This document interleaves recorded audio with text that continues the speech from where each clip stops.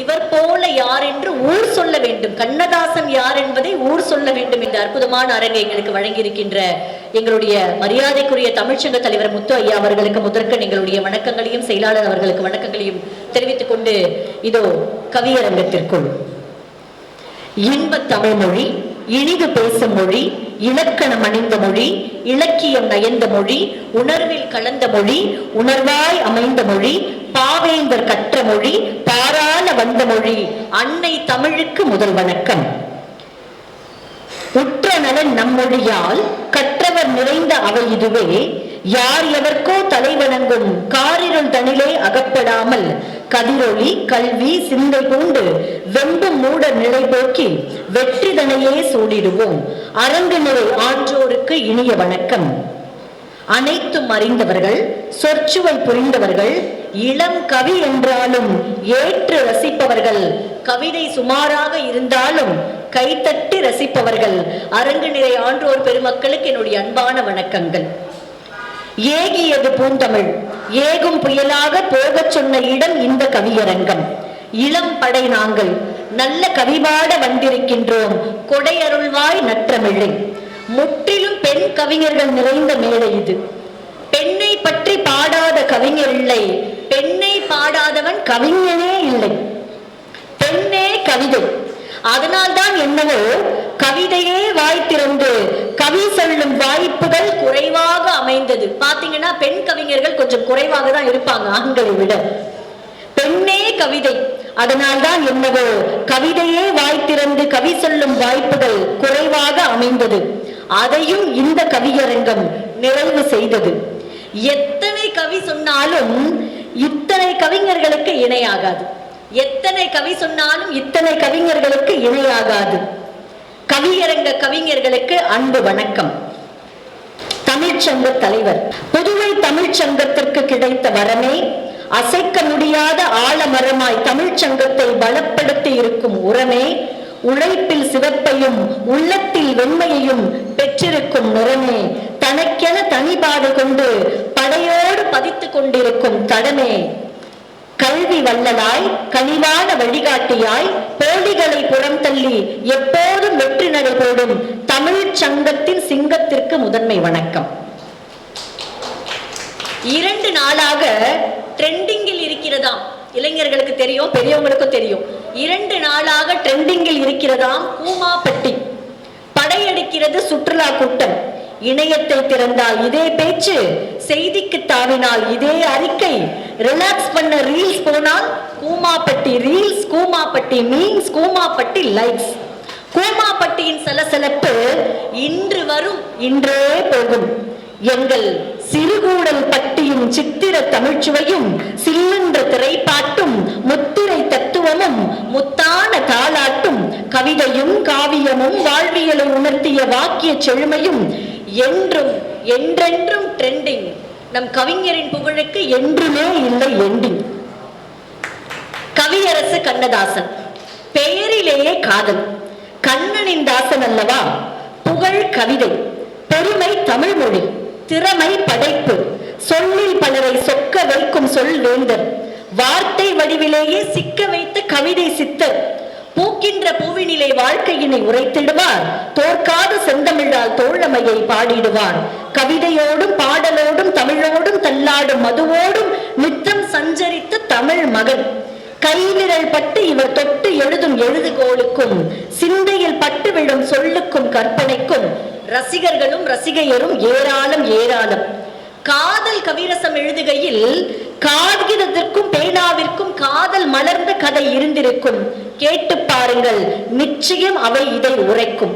திரைப்பட பாடல் என்னும் விண்மீன் திரளால் உலகை அலங்கரித்த வான் விளக்கு, கருவில் முளைத்த கனவின் புன்னகை, காலத்தின் கரையில் நிலைத்து நின்ற வாழ்வின் பவளம், இலக்கியத்தை சாறு பிழிந்து இனிது பருக கொடுத்த இன்ப ஊற்று, ஆன்மீகத்தை வாழ்வியலோடு பொருத்தி கவிதையாய் வார்த்தெடுக்கும் நம் அகத்திற்கான குரு, மலையென உறுதி, நதியென நளினம், காற்றின் மெல்லிசையில் மிதக்கும் மேகம், இவர் படைப்பில் ஒளிரும் நம்பிக்கையின் தீபம், தமிழ் அன்பில் பூத்த தோட்டம், ஒருபோதும் கதாநாயகருக்கானது அல்ல, எப்போதும் இப்போதும் இவருக்கானது ரசிகர் கூட்டம். தூய நிறத்தவன், மாய திறத்தவன், தத்துவ வித்தகன், மயக்கும் குணத்தவன், மழலை மணத்தவன், பொன்னம்மா கரம் பிடித்தவன், கவிதை விதைத்தவன், காதலில் திளைத்தவன், கர்ம வீரர் தொழுதவன், ஆசை உரைத்தவன், ஆன்மீகம் படித்தவன், அர்த்தமுள்ள இந்து மதம் படைத்தவன், வனவாசம் வடித்தவன், இயேசு காவியம் கொடுத்தவன். இவன் விரும்பியது தையல், மதுவில் மையல், கம்பீரத்தின் சாயல், அவனே தமிழ் விளை வயல். எழுதுகோலால் இமயம் தூண்டும் மந்திர கவிஞனவன், பூஜ்யத்துக்குள்ளே ராஜ்யத்தை கொண்டு கவிதை அரசாண்ட தலைவன். அவன் படைப்புலகின் இறைவன். மாண்பு தமிழ் படைத்ததனால் அவன் கவிஞன், மானுடரை படைத்ததனால் அவன் இறைவன். படைத்ததனால் அவன் இறைவன் எனும் தலைப்பை தொட்டிருக்கின்றோம். அடுத்ததாக ஒரு சில பாடல் வரிகள் உங்களோடு பகிர்ந்து கொண்டு கவியரங்கத்தில் கவிஞர்களை பேசுவதற்காக அழைக்கின்றேன். எனக்கு பிடித்த கவிஞரின் சில பாடல்கள் என்னுடைய பார்வையில் உங்களோடு பாடணும்னு தோன்றவங்க சேர்ந்து கூட பாடலாம். உருவத்தை ஃபர்ஸ்ட் எங்க இருந்து ஆரம்பிக்கலாம்னா, கண்ணதாசன் எடுத்தாலே காதல்ல இருந்தே ஆரம்பிக்கலாம். உருவத்தால் உண்டாகிய காதல், பருவத்தால் உண்டாகிய காதல், இமை சேர்ந்து உண்டாகிய காதல், இதயம் சேர்ந்து உண்டாகிய காதல், இப்போதெல்லாம் இணையம் சேர்ந்து உண்டாகிய காதல். கண்ணதாசன் கவிதை சேர்த்த காதல் காலத்தின் காதல் அல்ல, காலம் கடந்த காதல். நெஞ்சில் பதுக்கிய காதல் அல்ல, உயிரை செதுக்கிய காதல். நமக்கு வாழ்க்கையில் காதல் வந்து போகும், அவருக்கு வாழ்க்கையே காதல் ஆகி போனது. தான் பேச நினைப்பதை அவள் பேச சொன்னார், நாளோடும் பொழுதோடும் உறவாடி கொண்டார். நான் பேச நினைப்பதெல்லாம் நீ பேச வேண்டும், நாளோடும் பொழுதோடும் உறவாட வேண்டும், உறவாட வேண்டும். நான் காணும் உலகங்கள் நீ காண வேண்டும், நீ காண வேண்டும். நான் நீ காணும் பொருள் யாவும் நானாக வேண்டும், நாமாக வேண்டும். நான் பேச நினைப்பதெல்லாம். அடுத்து காதல்ல மிக முக்கியமான ஒரு அங்கம் முத்தம். முத்தத்தை, அதில் வரும் சத்தத்தை, இதழ்களின் யுத்தத்தை, இளமை தந்த பித்தத்தை சொல்ல நினைத்தால் ஒரு தத்தை. முத்தத்தை, அதில் வரும் சத்தத்தை, இதழ்களின் யுத்தத்தை, இளமை தந்த பித்தத்தை சொல்ல நினைத்தால் ஒரு தத்தை. அப்போதும் முத்தம் தலைவனுக்கு கிட்டவில்லை. சிட்டுக்குருவிக்கு முத்தம் சேர்த்தார், செவ்வானத்தை கடலில் சேர்த்தார், மலரோடு வண்டு சேர்த்தார், குழலோடு காற்று சேர்த்தார், இதழோடு இதழினை வார்த்தையில் சேர்க்கவில்லை, தன் வாழ்க்கை முழுவதுமே சேர்த்துக் கொண்டிருந்தார். அதனால்தான் கண்ணனின் காதலன் ஆயிற்றே. என்ன பாட்டு உங்களுக்கே தெரிஞ்சிருக்கும்.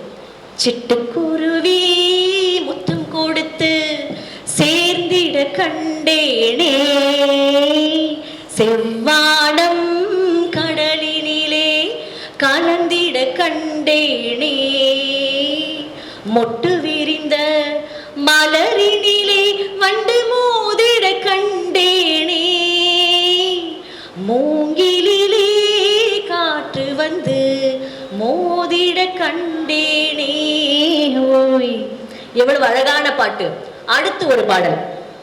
நாம் பார்த்த நிலா வேறு, அம்மா சோறு ஊட்ட காட்டிய நிலா, பாட்டி கதை சொல்ல சுட்டிய நிலா, அக்கா பொட்டா வச்ச வட்ட நிலா, அண்ணன் தட்டா மாத்தி தின்ன நிலா, கூடவே ஓடி வரும் சின்ன நிலா, கலர் கண்ணாடி போட்டு பார்த்த வண்ண நிலா. இது நாம பார்த்த அந்த நிலா.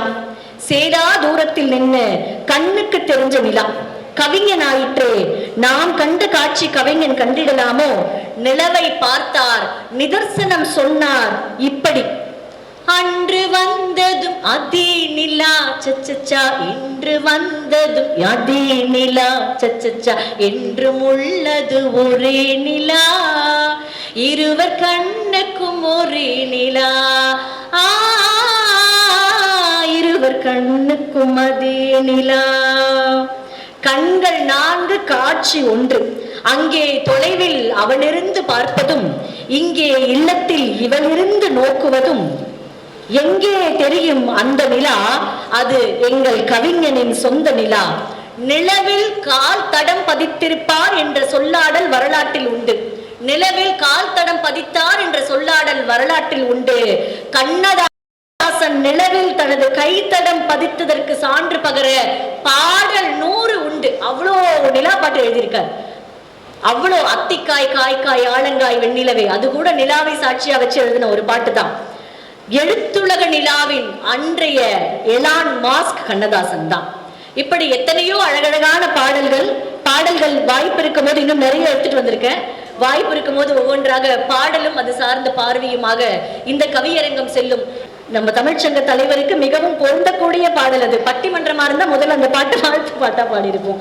இருந்தாலும் உங்களுக்காக, மாபெரும் சபைதனில் நீ நடந்தால் உனக்கு மாலைகள் விழ வேண்டும், ஒரு மாசு குறையாத மன்னவர் இவர் என்று போற்றி புகழ வேண்டும். அரிய பிரபஞ்சம் அற்புதம் ஆயிரம், அத்தனையும் தத்துவமாய் ஒப்புவித்த கவிஞன். மீளா துயரில் அகப்பட்ட ஒருவன் ஆண்டவன் கட்டளை அருகி கேட்டான். ஆறு மனமே ஆறு, ஆண்டவன் கட்டளை ஆறு, மனமும் ஆறு கொண்டது, வாழ்க்கை தரமும் முன்னேறி நின்றது. சிங்கத்தின் மீது பாயும் மான் போல அத்தனை கர்வத்தின் மீதும் கல்லெறியும் கண்ணதாசனின் கவிதை துகள்.